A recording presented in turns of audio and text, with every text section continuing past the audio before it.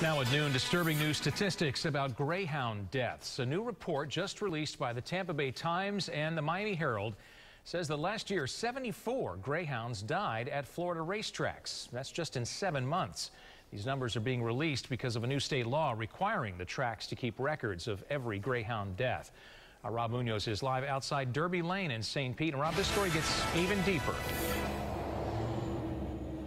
Yeah, and according to this report done by the Miami Herald and also the Tampa Bay Times, the most deaths last year happened right here at Derby Lane, 12 greyhounds. Now, I spoke to the vice president of the Florida Greyhound Association. He tells me that the dog's health is coming as a cost because of the profits.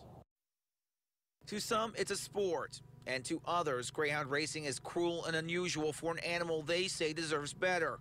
The most greyhound deaths were recorded here, according to a state report, at Derby Lane in St. Pete and another track in Daytona, with 12 deaths in a 7-month period last year. Greyhound racing profits have declined with the addition of slot machines, and Clint Holland with the Florida Greyhound Association says he knows why. It's all money. Money, money, money. He says you can blame the injuries and deaths on track owners that he says refuse to maintain their tracks.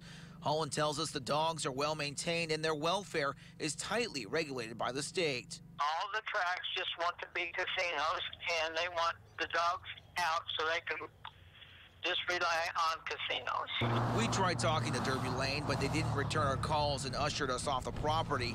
Animal rights groups tell us that greyhound racing should be stopped altogether.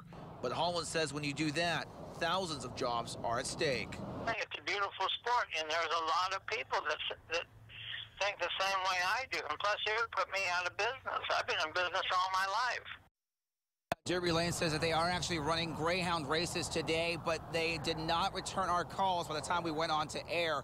Now, the Florida Greyhound Association says they are having a conference call tomorrow where they know that this report will definitely be the hot topic of conversation.